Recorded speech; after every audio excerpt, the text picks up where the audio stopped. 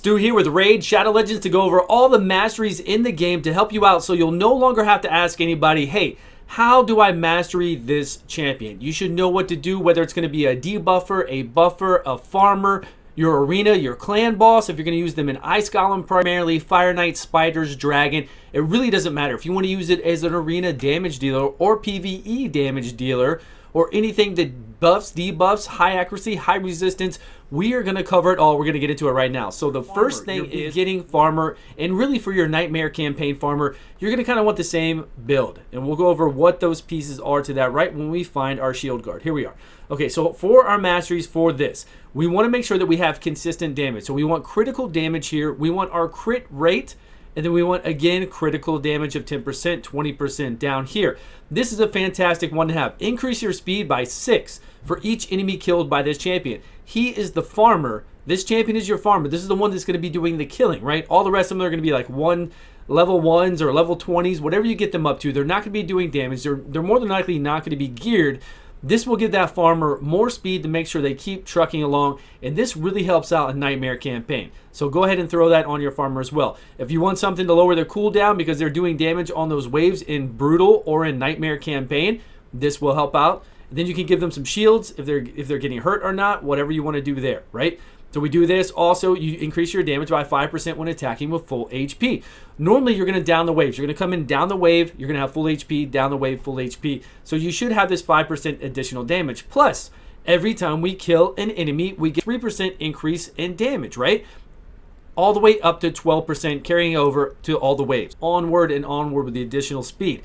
If you need more speed and those champions that you're bringing with you are going to die right away, go over here and get Spirit of Haste. If you need it, might not be mandatory. So we're going to go look at my Biggin as well. He's kind of got the same setup. I do use Shield Guard to farm, but our Biggin can do Nightmare campaign, so we'll go look at him, and I think I just passed him. Here he is. He's got the same setup, but he does not have the speed here. I do use him in other areas of the game, so I've got him over here as Master Hexer to extend the debuffs that he does. We've got Evil Eye to knock down the turn meter a little bit, right, for Nightmare campaign. And then again, we kind of have the same setup, right? Crit rate, critical damage. We've got more damage when we have max HP. More damage the first time we hit those enemies because we're going to hit them the first time when we come into those waves. We've also got increase our speed every time we kill them. Increase our damage every time we kill them. Try to get a reset because we're going to be doing massive amount of damage on them so we can reset our skill cooldowns. We don't really need the shield here. You could always go over to this one if you're getting debuffs on you for other things in the game. And then we want our critical damage for our consistent damage. We do not want Helm Smasher, which we will talk about with other champions. Then we've got Evil Eye, and we've got other ways to lower our cooldown. But primarily, offensive tree is what you want to focus on for your farmer. You can definitely go over and do these other things. Let's go check it out really quick. We are going to do a fast run in Nightmare. Yes? Just to show you what I'm talking about, because we need that speed. My guy is only at 199. My Biggin is only at 199 speed. We need that additional speed. We need that additional damage through here. So when we kill this first wave, 12% additional damage. Plus, I think we go up to 18 speed, was it? Something like that, 16 or 18 speed, I can't remember right now, but you saw the mastery just a minute ago. We get that additional speed for killing them. Plus, if we were using our shield guard, we get additional speed if our allies, whoever we're bringing with us, died. But right now, we're not worried about that. We don't have that on Biggin. So here we go. So we're going through. We're already at wave 3 for our Nightmare campaign farmer. He's doing great. He's definitely fast now. He's ramped up to where he can take multiple turns over the enemy. That's what you want on your Nightmare campaign farmer, and you are done. All right, let's talk about a debuffer. Let's talk about Stagnite. So Stagnite is my DPS debuffer. So I use him as a debuffer. What kind of masteries do I have on there? Well, for Stagnite, we only get 95% chance to apply the debuffs that he does. So you want to pick up this additional 5%. If I was playing Occult Brawler on the clan boss, or Steel Skull, or anybody who doesn't have a 100% chance to apply their poisons or debuffs, whatever they're doing, you would always come in here and grab Sniper. Get that additional 5% to lay down that decreased attack, weaken, decrease defense, whatever you're trying to do on the clan boss or through your runs in there. Now you can always get Master Hexer to extend that, of course. Pick that up again if it's a primary debuffer, right? You want to make sure you extend that. If it's somebody that's going to do a debuff on their A1 and they have a high percentage chance to apply it and they're going to keep reapplying it on their A1 and you're not worried about it, well, then you might not need Master Hexer. You might not have to worry about it. Or if you're in there with a Vizier extending your debuffs, you also might not have to worry about it. Evil Eye, I love it on anything I do. Again, this is Stagnite right now. This is not a clan boss debuffer, so we've got Evil Eye on here. I love to have that on any of my champions. We got a little bit extra accuracy. Plus right here, 30% chance to increase the turn meter by 10% whenever a debuff cast by this champion is removed or expired. So it can be removed by the enemy, it can expire. This is also phenomenal for your arena teams. So if you have somebody on your arena team like your Madam Sirius, it's always dropping those debuffs and you want her to take more turns and get around to those faster and faster. She does a lot of debuffs, right? She can even do it on her A1 and then she can, do it on her A2. She has it on her passive. She can fear you too. So a lot of things you could do for Madam to have it on her right here where she'll get additional turn meter. Phenomenal to have. But also, I'm using Stagnite as my DPSer. I want him to do damage as I go through there. And you saw earlier our damage tree for going down there and doing damage with our farmers. Kind of similar, right? We go over here, we can do additional damage to shields. This one is not really needed. But again, we have the critical damage. We're doing more damage if they have higher HP, which whenever you run through dungeons, they always have higher HP. These two are what you would pick up anyways if you're going to do the clan boss. Do damage on higher HP champions because the clan boss, obviously all bosses out there have insane amount of damage. I like this one to do a little bit extra damage the first time you hit an enemy because the rest of these aren't our farmers. This doesn't matter that much. Life Drinker, the rest of these I'm not really big about. We're not going to do enough damage to even reset a cooldown, so we're not too worried about it, right? Increased damage inflicted to targets under stun, sleep, fear, true fear, or freeze. Another fantastic one to have in the arena if you're doing these abilities or if your other champions that you're bringing with you are doing these abilities. Good to have, and then we have consistent damage with our Stagnite. So that's our Stagnite going through there, increasing debuffs and doing that deal. But what else do we have for people who do debuffs on the clan boss? Now, this girl is on my unkillable clan boss team, so I don't have a lot of things to mess around with her turn meter, right? I don't want to get her out of turn meter order. I definitely don't want to have something like this on my unkillable team that would reset a cooldown and mess it up, especially if we had these on our man eaters. It would throw us all off course. So yes, I have Master Hexer to extend it. She does have a 100% chance to apply, so I'm not worried about sniper on her. And I do have things to lower, to increase her accuracy, right? And then anything in the clan boss, anything that you bring in the clan boss whatsoever, you're going to make sure you have War Master if they do 1 to 2 hits on their A1 and they don't have an insane amount of multi-hits on their A2 or A3 or A4, whatever they have. And then if they do 3 hits or more on their A1, and if they do have a considerable decent amount of multi-hits on their A2, then you're going to use Giant Slayer. If they had those 3 hits on that A1 Giant Slayer procs more often, you can get more damage done. But you're going to have either one of these on the clan boss.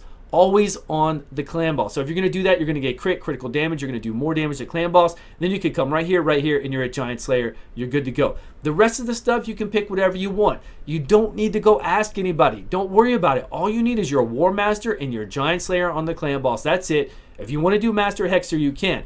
Are there other variations for a defensive tree, especially if you don't have something like counterattack?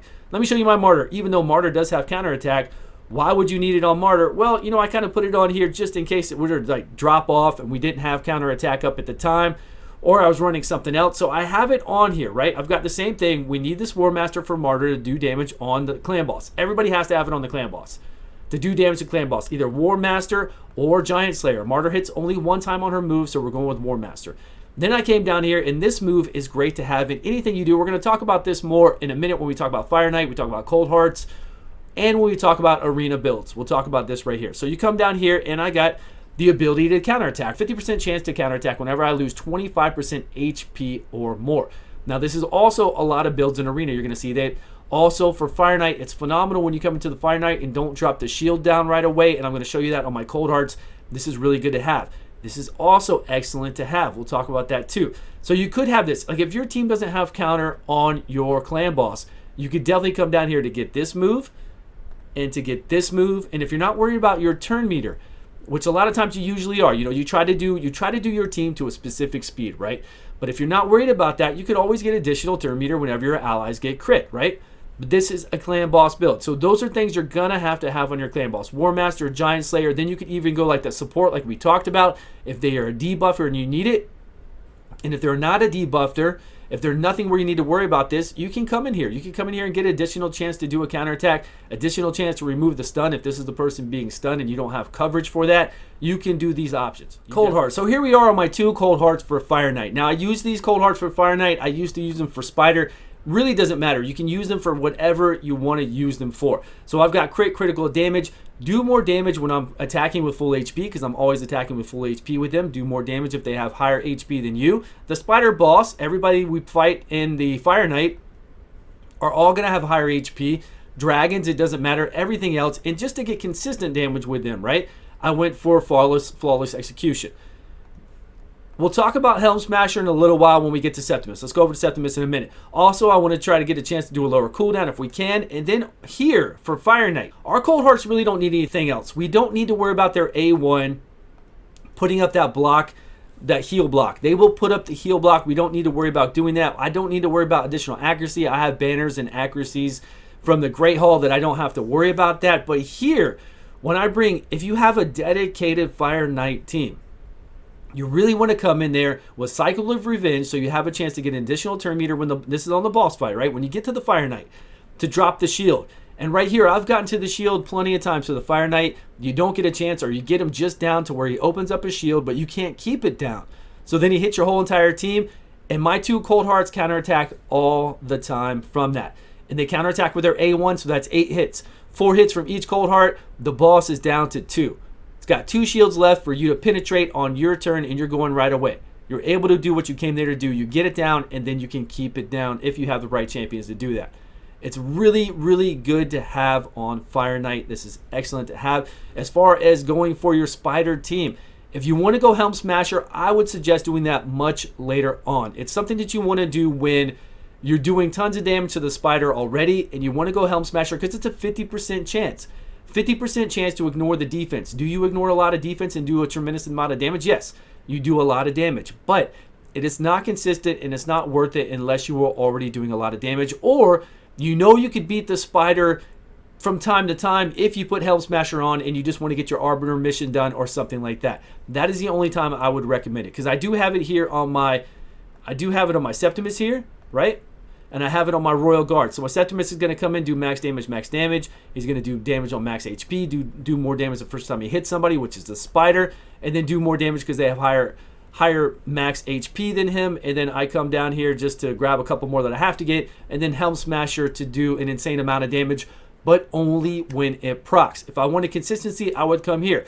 When do you use Helm Smasher? All the time in Arena as your DPS champion. So we're going to go look at Foley, and we can also look at our Trunda. They both have the same exact masteries. So in Arena, what do you do in Arena for your damage dealing champions? Well, this is it, man. You go critical damage. You go over here to do more damage the first time because you're trying to go fast. You're trying to get that first hit in there. The first time you do damage to them, do 8% more. Do more damage to people who have higher max HP. Most everybody will, because your attackers here probably have critical damage gloves, an attack chest, and along with attack boots or speed boots. And then you do want Helm Smasher. In Arena, you want this chance right here to do that massive, insane spike damage and take somebody out. Take somebody out completely. So do Helm Smasher there. And then Arena, a lot of times you're going to see this build. You're going to see this, or you're going to see somebody come over here to take 8% less from a critical hit, and then come down here to get a chance to put up a block debuff for 1 turn after they are stunned, slept, feared, true feared, or frozen. And then you could use this one too. Whenever you take 25% of your HP, you have a chance to remove a debuff. I love getting that one. And then Retribution. You see this happen all the time in Arena. You do damage to somebody and you're always worried they're going to counterattack you. And 50-50, they do, right? It happens a lot, as well as this one, Deterrence. This one happens often as well. If you don't like Deterrence, always go down here and get Cycle of Revenge to get the additional turn meter, and we'll talk about that on Duchess. So let's go over here and look at Duchess for Arena. Now, these are kind of like Arena champion builds. So on Duchess here for Arena, Duchess really doesn't need anything fancy unless you're going to do Clan Boss. And if you're going to do Clan Boss, what do? We go down to War Master. She does 2 hits on her A1. She doesn't do 3 or more, so we're going to do War Master right here.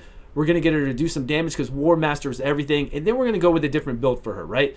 Because we're taking a tier 6 down here. We're not going to go with resistance. My total resistance on my Duchess right now is 595 is what we have on her. So I went down here to get resistance. If you're going to go high resistance, then you're going to go resistance. If you're going to go high accuracy, you're going to go Eagle Eye, right? You're always going to pick those ones up. But what do I have for Duchess? Well, I want 8% less damage when she gets critical hit. Again, we just went over these. She does do shields on her A1, so I got additional thing for her shields, right? Everything for shields. What else do we do in Arena for champions? Or anything, even going through dungeons. As long as it's not the clan boss again and we don't want to mess up our turn meter and how we're working everything, we get rapid response. Or if you're putting a bunch of debuffs, we'll look at our Madame Cirrus in just a minute, and we'll talk about Madame Cirrus and what she does. So here, 30% chance to increase your turn meter by 10% whenever a buff cast by this champion is removed or expired. So if I put up all these buffs and then Madame Cirrus takes them all down, I get a chance to almost take another turn if I get enough of these hits, right? So if you're running a Sifi or anybody else who does constant buffs, then you want this on. Because if they're putting them up, more than likely the enemy is removing them. You're going to get an increased turn meter. And then I always get Evil Eye right here on somebody that doesn't really need anything else. Evil Eye is amazing to knock down the turn meter the first time you hit them.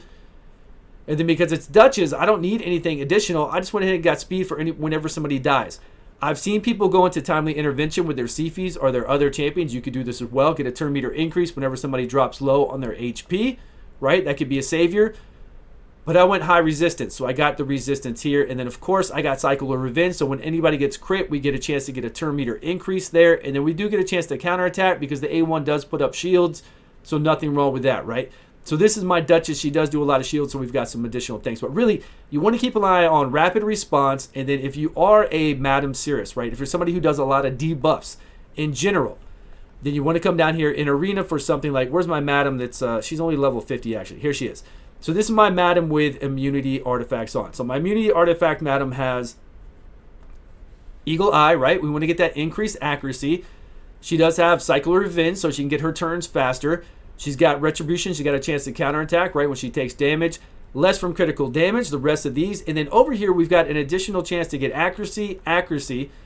Right here, 30% chance to increase the turn meter by 10% whenever a debuff cast by this champion is removed or expired. So we're going to get a lot of turn meter increase from her as well. Then we got the Evil Eye. And then because we're coming down here to Eagle Eye, I went ahead and picked up Master Hexer. So that's it for those ladies right there. Again, if you're doing Ice Golem, these are a lot of good skills to have in the Ice Golem. If you get a debuff put on you in the Ice Golem and you're getting a lot of damage done, for your dedicated Ice Golem team, it's probably not bad to have Resurgence on them or to even have Wisdom of Battle. Right here, you get a chance to put a block debuffs up for a turn, a chance to, right, afterwards. So these could really help you out. It's kind of like what we just talked about in Fire Knight. When you have Fire Knight team, this on your Cold Hearts, right, that we just talked about are amazing. So these as well are really good for your Fire Knight team, for your Ice Golem team to have on there to remove those frees that you get, to remove those debuffs that they put on you, right? The Fire Knight, you got the two side champions trying to put decreased defense on you and block heals. So this could have a chance when you take damage to remove it.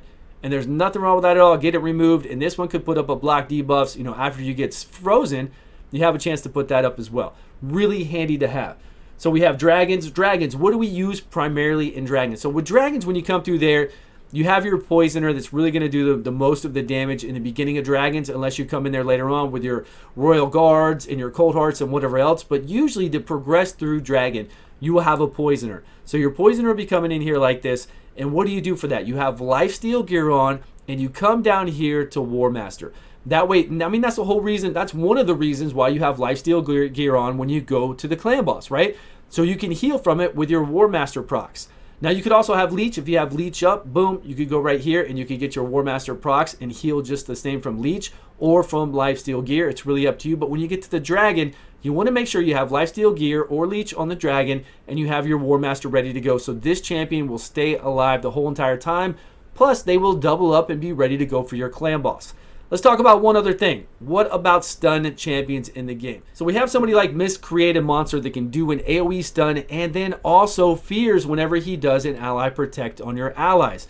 So with that, it's really cool to have a 60% chance to place a Leech debuff for one turn whenever you place a stun, sleep, fear, true fear, or freeze on the enemy. And this will happen a lot with Miscreated Monster because again, his A3, right, that does ally protect. Whenever an ally is under ally protect, you have a chance to put a fear up on the attackers. You put that fear up, you have a chance to do AoE stun. So these moves right here with the Leech are super, super handy. Plus, if you want to go Fearsome Presence to get an additional 5% on your stuns, it's great.